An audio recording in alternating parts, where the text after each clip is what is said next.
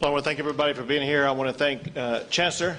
Chancellor, thank you for being part of this. Dr. Zerwas, Chief Nimkid, and Dr. Hellerstedt, who are part of our team, and their leadership is very much appreciated. I do want to start out today by expressing my heartfelt and deep gratitude for everybody in the medical profession, doctor, nurse, assistant, whatever role you play. The role that our medical professionals are playing is pivotal as we continue to fight back against COVID-19 in the state of Texas. We're engaged in a war against this infectious disease.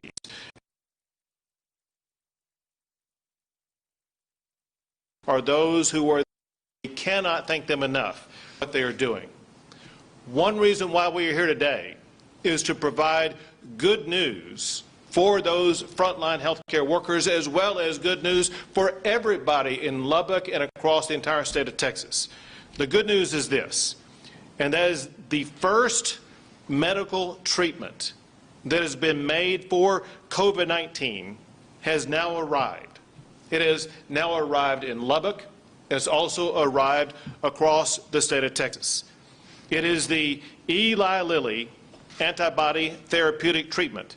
It's like the drug that was taken by the president that helped him recover so quickly from COVID-19. Its best use is for the early stage of COVID cases in patients who are in the early iterations of COVID-19. And the goal is give it that it will keep them out of hospitals. And that will be one of the strategies used to make sure that we are able to reduce hospitalizations, whether it be in Lubbock or any place in the state of Texas. And so that's the goal. The goal is to both heal Texans as well as to ease the burden on hospitals in Lubbock and elsewhere in just the coming weeks. What we have with us here today are a couple of charts that show you exactly what we're talking about when we talk about this Eli Lilly therapeutic drug. This is a closer-up model, and it shows you both what it looks like and how it works. On the left-hand side is a bag that contains the antibody therapeutic in that liquid bag. It takes an hour for that liquid bag to be infused, just like a drip in a patient stand that looks like a drip that you would see in any type of hospital setting. And all it takes is 1 hour, and then the treatment is complete. And so this is something that is going to be increasing meaningfully both here in Lubbock and around the state. So Lubbock has already received its first allocation of this drug. There will be additional allocations made on a weekly basis that will continue to add to the current allocation. And these weekly supplies will continue, especially when you put into context all of the medical resources that are being harnessed and being brought to the table. Because in addition to this Eli Lilly antibody therapeutic drug, we do anticipate beginning to get the clearance for and then the receipt of the antibody therapeutic drug made by drug that was taken by the president that provides the same type of treatment that Eli Lilly drug is providing.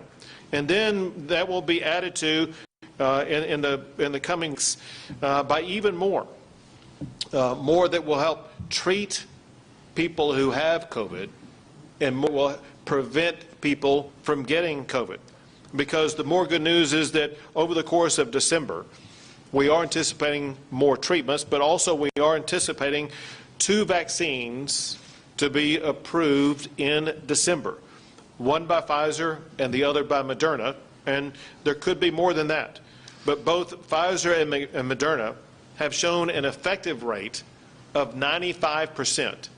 That's an extremely high effectiveness rate for a vaccine. And we, as in the state of Texas, are already prepared structurally for the quick distribution of those vaccines once they are approved. This is a process that the governors of the United States have worked in collaboration with the White House on to make sure that we're fully prepared to distribute vaccines across the state as quickly as possible once they arrive. And again, we are expecting the arrival of those vaccines sometime in December.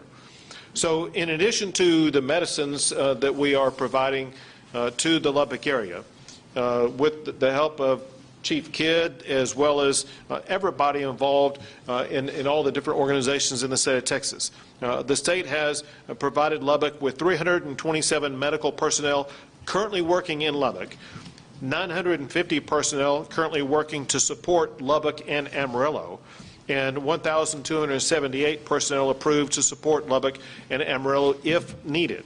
In addition to that, we have added increased supplies for PPE, including over 1.1 million masks and hundreds of thousands of coveralls and gowns. In addition to that, we've set up auxiliary medical units with bed capacities at Covenant Hospital, at the University Medical Center. And so these auxiliary units may be some of the locations that will be used to deliver these antibody therapeutic drugs. And in addition to all of that, we have set up testing sites in Lubbock. There are 3 testings open from 10 a.m. to 4 p.m. daily to make sure that people are going to testing they need to learn whether or not they may or may not have COVID. While we wait for increased volumes of these antibody therapeutic drugs as well as the vaccines, it's important for everybody to remember the habit through the spike of cases of COVID-19 in July. Everyone knows that we have an increase in COVID-19 in Texas right now, but everybody also knows this is not our first response to this challenge. There was an even greater increase in COVID-19 cases, a greater increase in hospitalizations in July. And we learned at that time exactly what needed to be done in order to crush the spread of COVID-19 in Texas. And Texans joined in together to make sure that we did slow the spread. And it's going back to those very same simple habits. You will not get COVID if you do not expose yourself to it.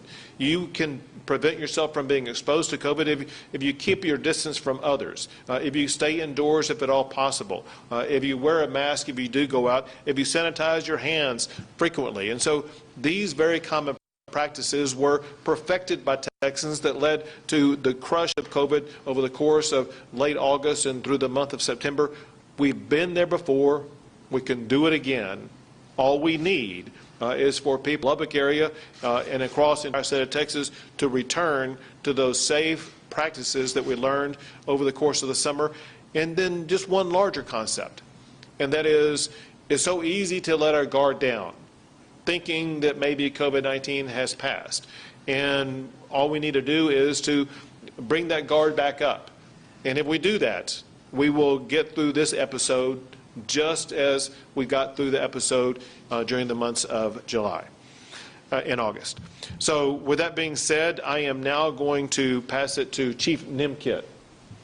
Thank you, Governor, and I also want to thank Chancellor Mitchell and his team, not only here in Lubbock, but for the work that they're doing across the state. I think the Chancellor might mention that in his remarks here in a minute, but a wide impact from our higher education systems that are out there. The healthcare workers that have been in this fight for months, I thank you. I want you to keep your faith, keep your strength, and keep working. We're not out of this yet, but y'all are doing some amazing work out there. I want to thank all of our first responders, Governor. We've changed the way that we do business on the streets in the state of Texas and across the nation, because first responders have to presume every person they come in contact with is COVID positive until proven otherwise. I'm very excited about the announcements today. I'm very excited about the advancements in healthcare, the drugs that are coming out. They will make a difference, but they still are not an excuse not to follow the recommendations of our public health partners. Because you have a seatbelt in your car does not mean you should speed and drive reckless. Just because we are going to see these pharmaceuticals and therapeutics come out that are going to make it better does not mean we should be reckless in our behavior. And finally, we will continue to support our local partners with personal protective equipment, with testing supplies. There are over, I just looked, there are 42 locations within a 15-mile radius of where I'm sitting right now that you can go get a COVID-19 test. There's over 22 across the state of Texas right now that are ready to go test if you think you're positive. So please do that. And then finally, as we start seeing our universities break and kids go back home to their families, be careful. Be careful in what you do. Don't be a turkey. It's time to follow the rules still, even though you're leaving campus. And with that, Governor, I think we'll turn it to Dr. Hellerstedt. Doctor?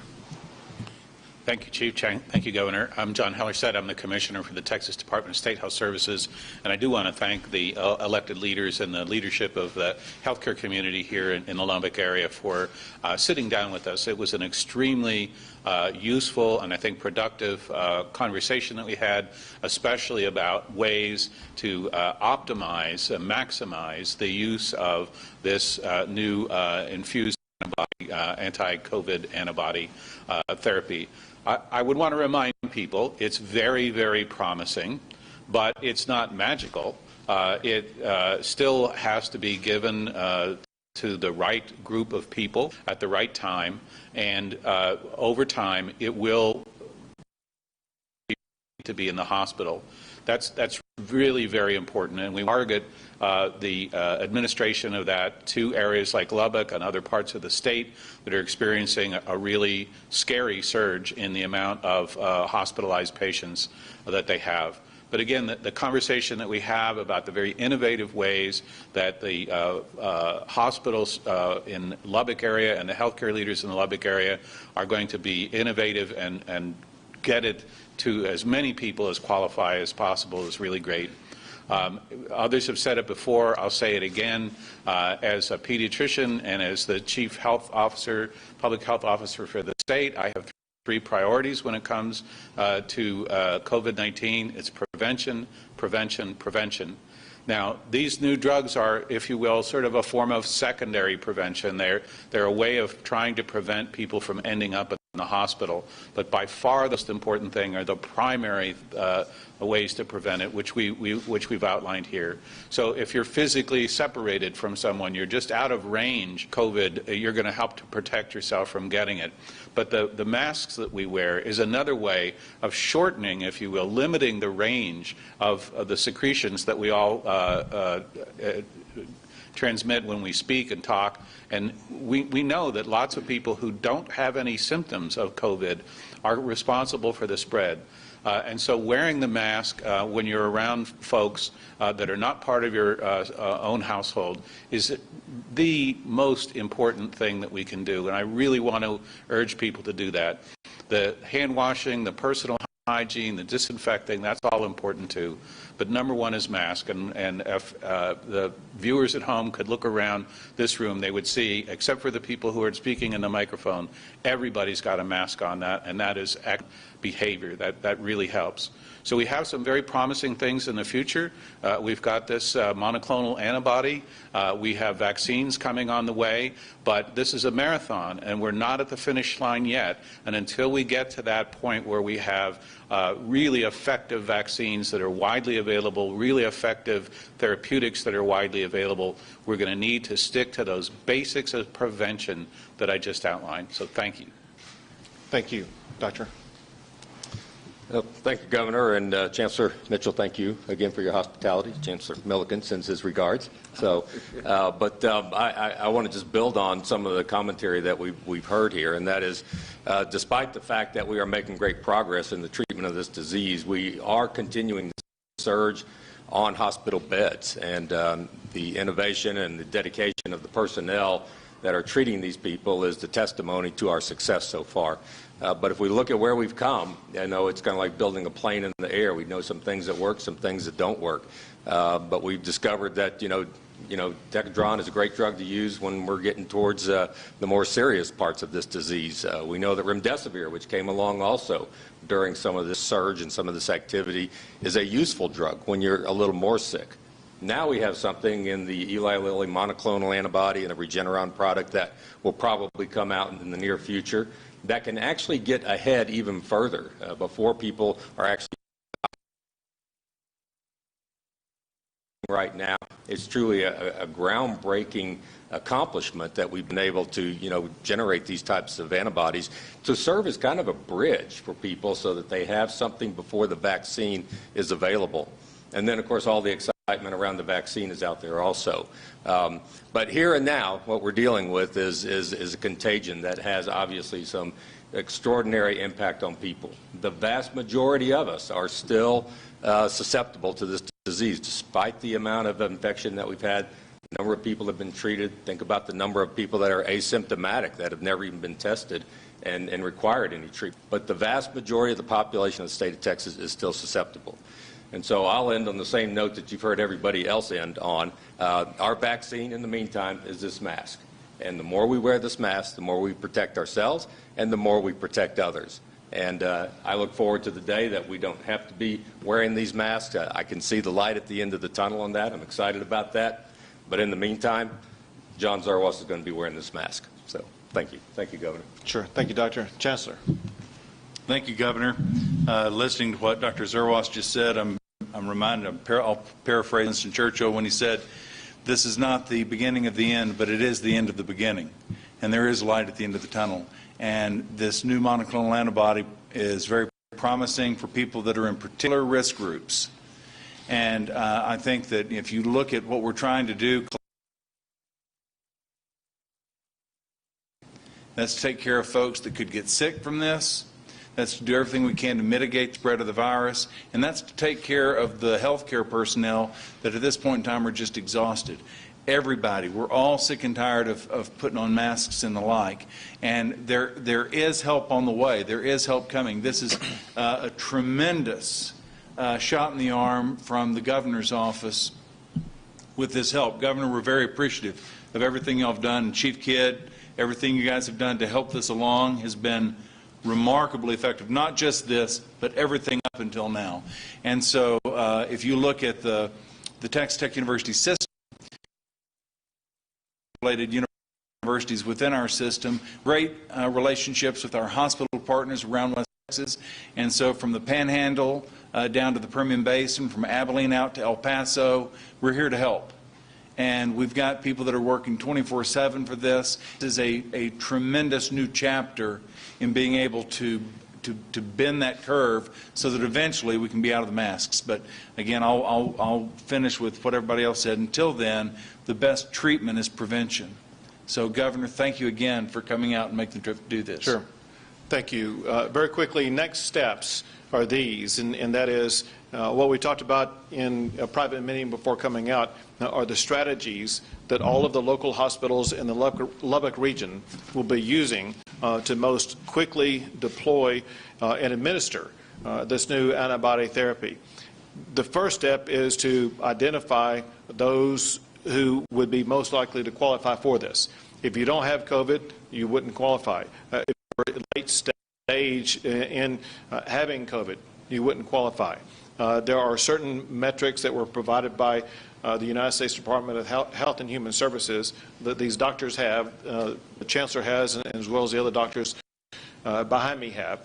that one thing I want them to do is to provide to local TV stations what the qualifying factors are. Typically, it's those who are 65 and older with some other healthcare-based issue and early stage COVID.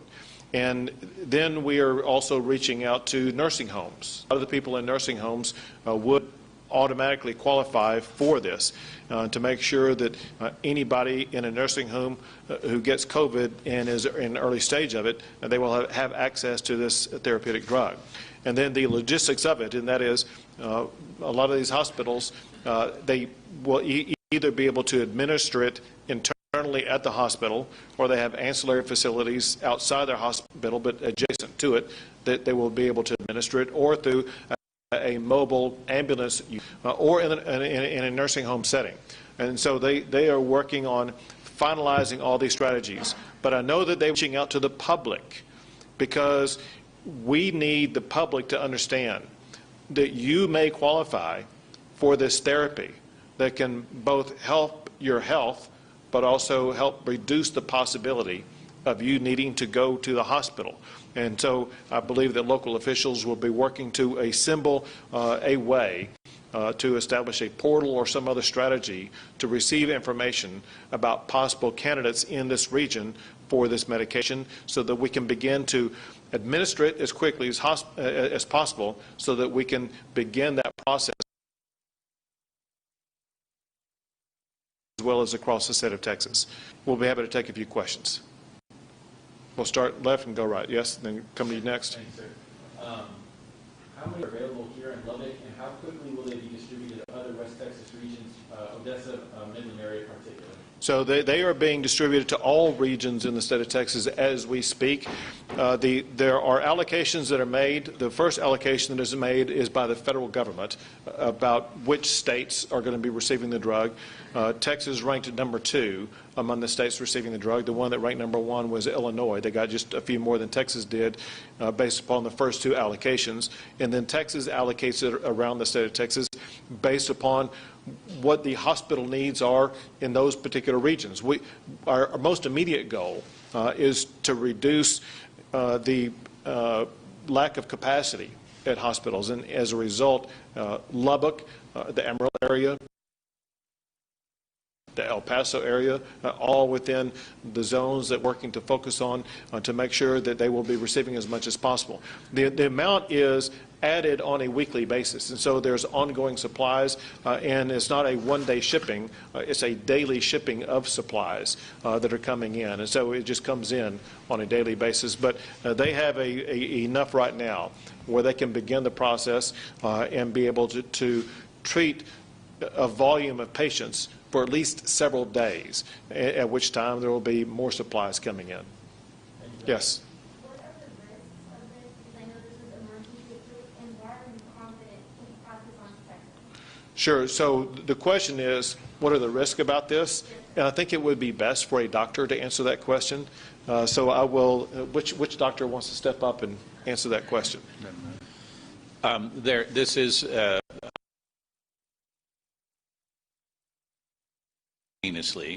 and so people can have what are known as infusion reactions to things that go in.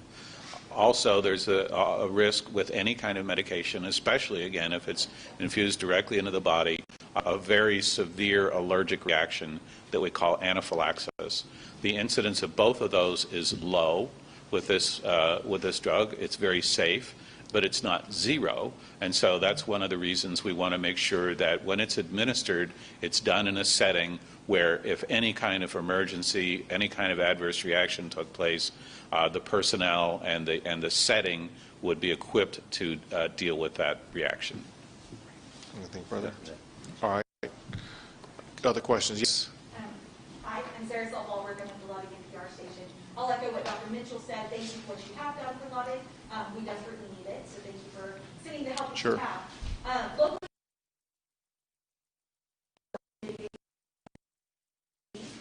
locally, we have a petition going around asking for more of that as well.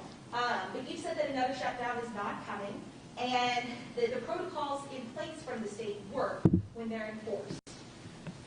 Texas is a big state with diverse needs at this point, and Why not give city and county authorities more flexibility to do what they can for their community? First, it is important for everybody in the state to know that statewide we're not going to have another shutdown, and there's various reasons for that. One is there's an overestimation of exactly what a shutdown will achieve, and there's a misunderstanding about what a shutdown will not achieve. If you lock people down and try to prevent any movement whatsoever, there are now known severe medical consequences of that, emotional, financial consequences. Lesser, however, is the ineffectiveness of it, because one thing that we've learned over the course of COVID is one of the most common ways that COVID is spread today is not by someone going to work, but by people gathering together in home settings or in casual settings after bars close or something like that. And so shutdowns will not lead to the positive results that some people think. With regard to local authorities, there are plenty of tools in the toolboxes of local authorities to achieve the results that are needed. If you go back to my last executive order that provided what the protocols and centers were if hospitalizations increased above a threshold level in a particular region, it provided additional tools such as closing down bar settings, such as reducing occupancy capacity, and other tools that local officials do have. What I found, for example, in El Paso, when I talked to the county judge in El Paso, I said, you need to enforce the He couldn't, or didn't feel like he could, just because of the challenge and complication of it. And what that means is some local officials are not using the tools that are available to them to make sure that they are taking every step they need. So just giving more tools won't mean anything. So here's the point, and that is these measurable tools or metrics won't matter if they're not enforced. And they need to be enforcing the protocols that are in place right now. Those were designed in part by recommendations of doctors. If those current protocols are followed, it will lead to a reduction in the spread of COVID-19. Yes? Governor Abbott, thank you for being here today. Blair Sable with Fox 34 News. So yesterday, an organization in town, West Texas, organized $14 million in the CARES Act money that is intended for the city of Lubbock. Only 20% so far has been received. Are you aware of this, and do you know why there's such a delay in the funds being reimbursed? So the CARES Act funding is handled different based upon different jurisdictions. There are certain large cities. I know part of your viewing area may be, let's say, El Paso, in which case El Paso got their own CARES Act funding. And with regard to any city or county of less than 500,000, the CARES Act funding for them went through the state of Texas. The way the state of Texas handled that is there were committees established to determine what the allocations were going to be. And those were committees led on the Senate side by the Lieutenant Governor, the Chair of Senate Finance, the Vice Chair of Senate Finance, as well as other members of the Senate Finance Committee, and the Speaker of the House, the Chair of House Appropriations, the Vice Chair of House Appropriations Committee. Working amongst all those people, they decided the way that the money would be provided to communities across the state of Texas. A reason, I believe, why that money has not been fully dispersed yet is because of what we are going through right now. What we're going through right now in Lubbock, for example, is an acceleration of the spread of COVID-19, leading to an acceleration of the need for the state and local governments to spend CARES Act funding for all those medical personnel that I talked about earlier that are surging to this region. It requires money for us to be able to get the medical supplies, the PPE, as well as the doctors and nurses and extra facilities like these mobile medical units. And so that CARES Act funding is being used in this response that you're seeing in Lubbock, the response that you're seeing in El Paso, Texas right now, et cetera. And we wanted to make sure that that money would be available and not spent early on access to it now for us to be able to respond to the medical needs that exist right now and will exist through the remainder of the year. Thank you. Sure. Governor Matthew, welcome back to Lubbock. Thank you. Chief did just say earlier, just because this drug will be available soon does not mean we should be reckless. I asked our mayor this yesterday, why do you think people are just not wearing masks and not following those CDC guidelines? Why do you think that? Listen, there's COVID fatigue. There's no doubt about it. It's understandable. We're almost 9 months into the situation right now. So one reason is COVID fatigue. Another reason is there sometimes is a perception that a person will not get it. We're talking about something that's invisible. When you're driving around, driving on a highway, you see a whole bunch of fast-moving cars. You can visually see that danger on the roadway that could occur if you drive recklessly. This invisible disease, no one can see, and so they cannot see the danger that could be oncoming to them. And as a result, it's easy. I'll give you an easy example that's a big spreading event, and that is if people go into a group of strangers, they perceive there may be strangers. They don't know if they do or do not have COVID-19. However, when people gather with family and friends, they let down their guard thinking, well, this is family and friends. I'm not going to get it from my family and friends. And it's turned out to be the case across Texas that people do get it frequently from family and friends. And so it's just one of those things where for a little while longer, as we continue to bring forward in greater volume additional drugs and medications and vaccines, as we begin to cure people and prevent people from getting COVID-19.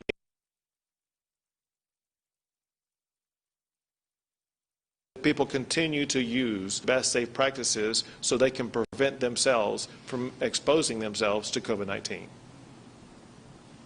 Yes. Thank you. So there are many rural hospitals having a tough time being overwhelmed with COVID patients. We reported some hospitals here in West Texas trying to transfer patients to bigger hospitals and those patients being denied. Is there any solution or recommendation for smaller hospitals that can't handle the amount of cases that they're getting? So one of the best, there are several things about this, but one of the coming solutions is this antibody therapeutic drug. The goal of this drug is to keep people out of hospitals. And this drug is being provided to the rural hospitals as well as to the urban hospitals. And so this will be an aid that should lead to a reduction of people being hospitalized. Separate from that, we do have, whether it be through Chief Kidd or Department of State Health Services, these strategies to make sure that we will be able to go to local assist those there. And then the third alternative is exactly what you mentioned. We want to make sure that there is hospital capacity in the more urban type setting so that if a person in a rural setting does need a transfer to the urban setting, they will have the ability to do so. Yes, sir. How do you ideally see the distribution of this treatment within communities that have hospitals that are stretched absolutely thin right now without overloading the staff with another process? So in the way that we talked about it internally and the way that the meeting before we came out here and what we're seeing in a location like El Paso. So in El Paso, there's an alternative care facility that's been set up, which has about 100 hospital beds, and where staffing from the outside is being provided for that, for the purpose of administering this therapeutic drug.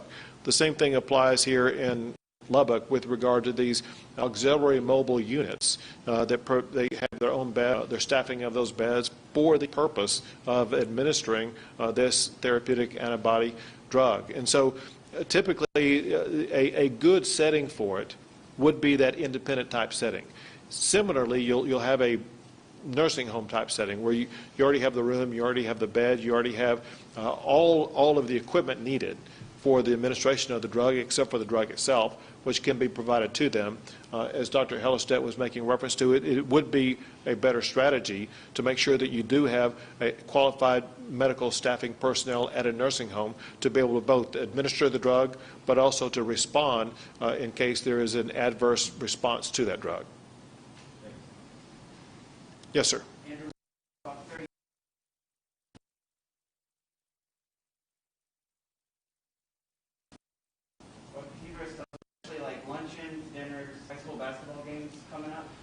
And so, listen, this is a typical example of what we see about how communities self-regulate and self-respond to an increase in COVID-19. I've seen stories across the entire state of Texas about college football games being canceled this weekend because of COVID challenges. I've seen stories across the state of Texas about high school football games being canceled week after week after week. I've seen stories about schools closing and returning to remote learning. And so it just depends on the type of setting where we are seeing a reduction of indoor and or outdoor activities because of that self-regulation and the decision-making at the local level about ways to curtail activities to slow the spread of COVID or not to expose people to COVID. Yes? I'm going to ask a quick follow-up. Can you give an example?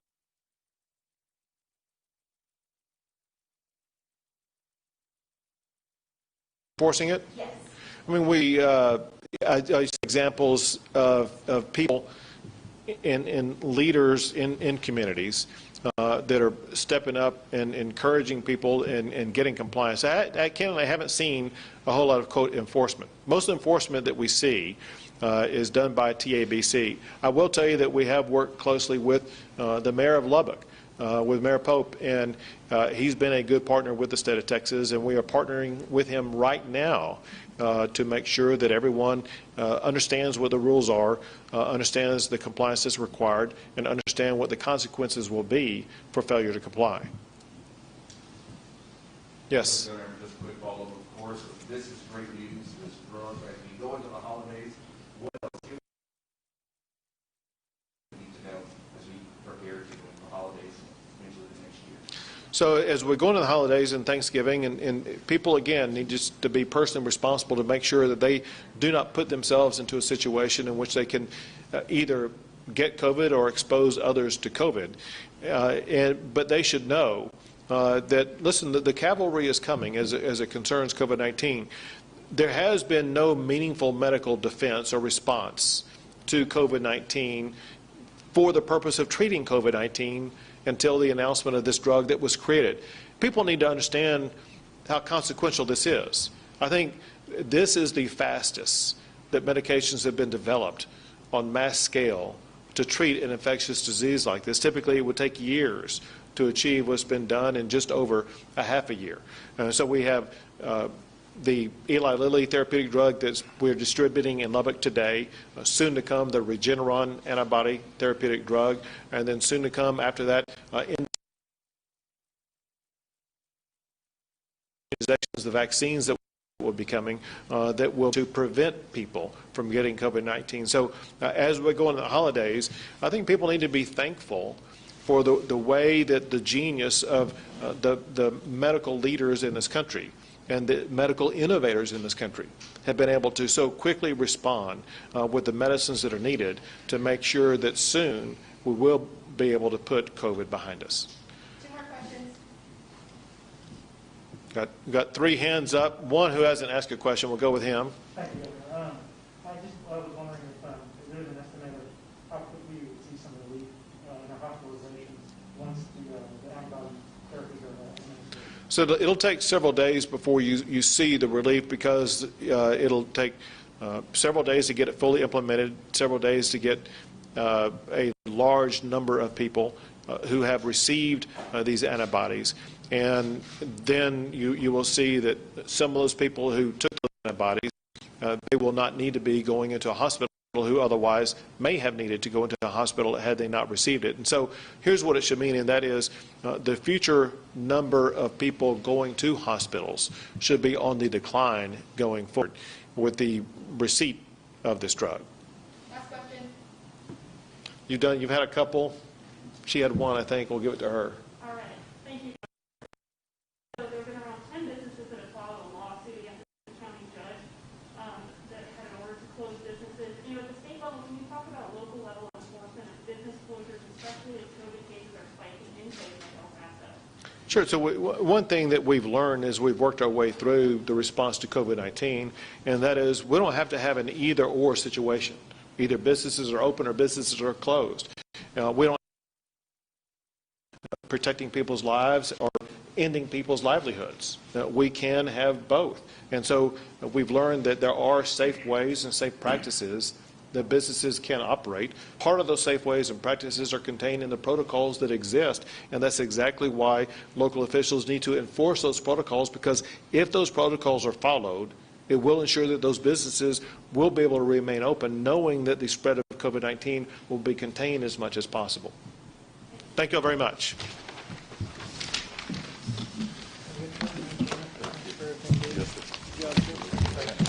Sure.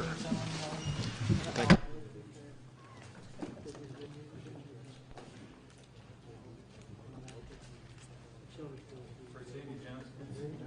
Stay out of trouble.